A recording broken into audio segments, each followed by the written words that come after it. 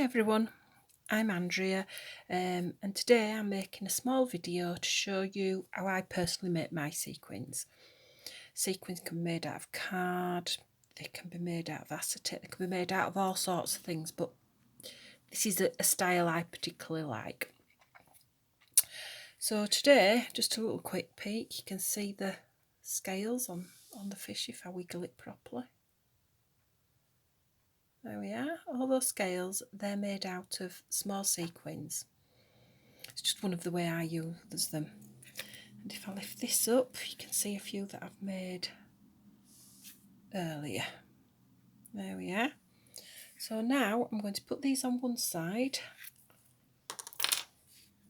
and show you how I do these. Simply, there's three things I use to make them: acetate, acrylic ink and acrylic paint. The first thing I'm going to do is, I've got one piece of acetate cut in two, and I'm going to put some drops on, just drops of acrylic ink onto this. I don't put too much on because I don't want them all to muddy into a brown colour. We can always add some more if it needs brightening later. So there's some little tiny drops of ink. Go for yellow. 1, 2, 3, 4, 5. There we are, that's all we need. And then I'm going to put a piece on top, a bit I really like. I love the way the colour just explodes, and flatten it down. Look at that. It's absolutely gorgeous.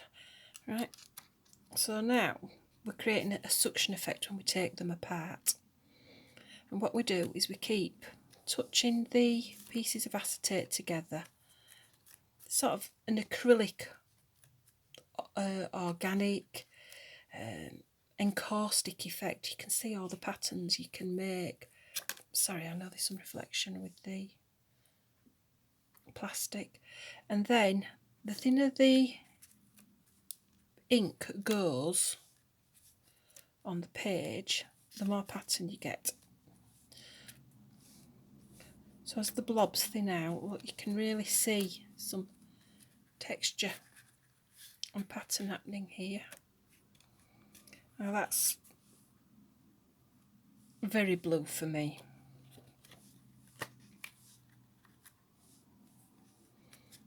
The colours have blended.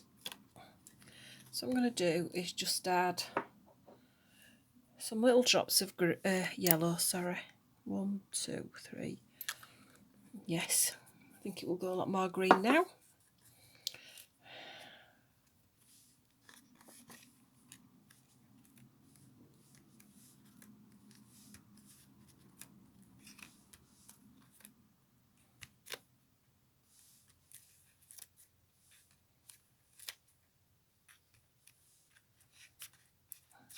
There we are. You can see the patterns you get.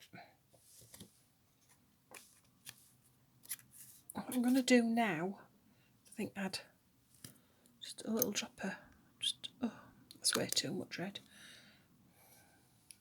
You really don't need a lot of ink. We'll just be selective about where we put that, just to give contrast on the page.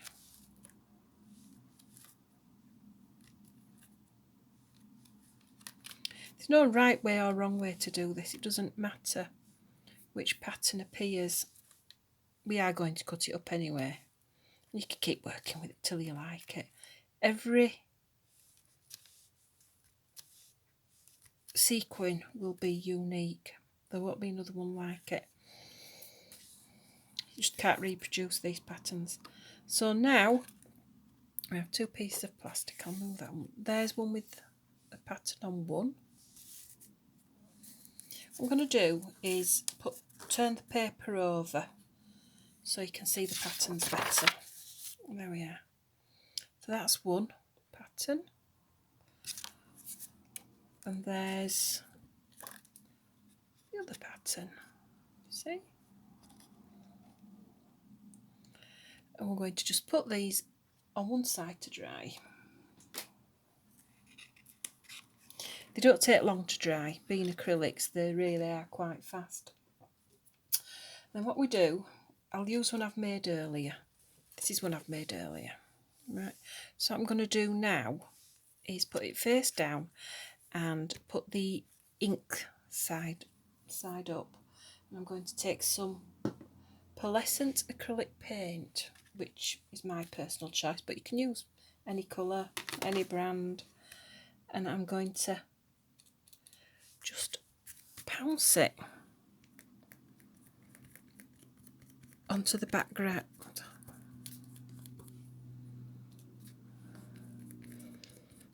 I did call the acrylic ink pattern a background. It could be a background indeed for any mixed media project. However, I'm using it for Sequins here. Keep pouncing that, it won't take long. So it's very boring watching people house things with paint. There we are. And that's the next step finished. So again, really simple. Leave it to dry.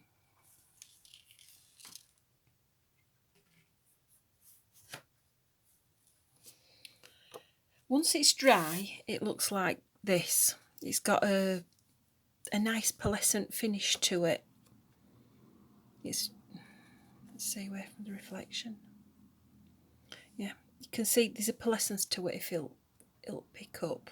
It's a nice white background, that almost like a metallic finish coming through. That's really lovely.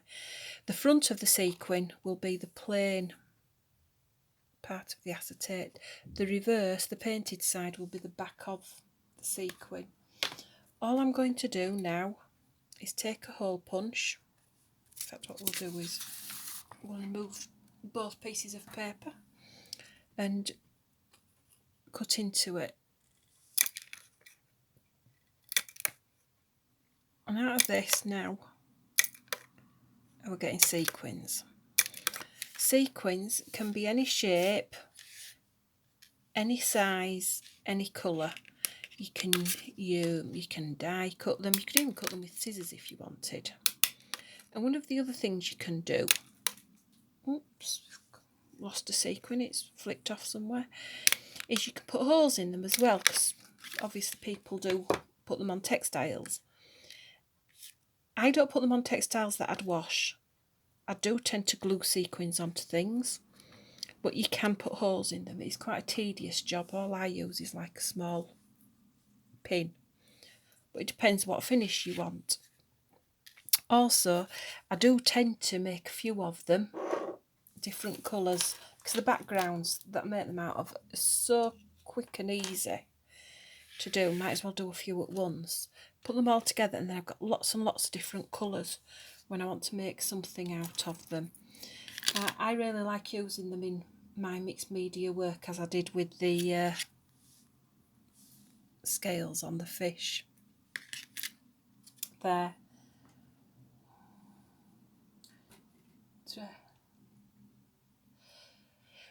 On this, what I have done is I've set them in a resin type levelling gel.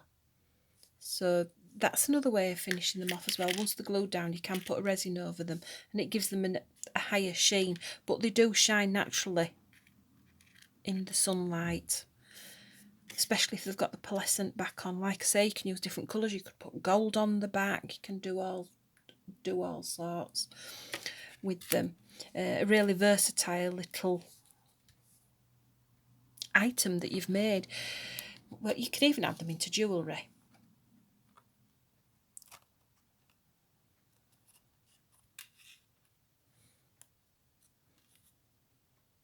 Sorry, just lost something there for one moment. Right, fill the silence. Right, so that's how you make a sequin. You can do all sorts with them. You could even use them in a mosaic. You can make a picture out of them. There's so many different things. I hope you've enjoyed the video. Thank you for watching, and if you do make some, I hope you have fun. Right, thanks everyone. Bye.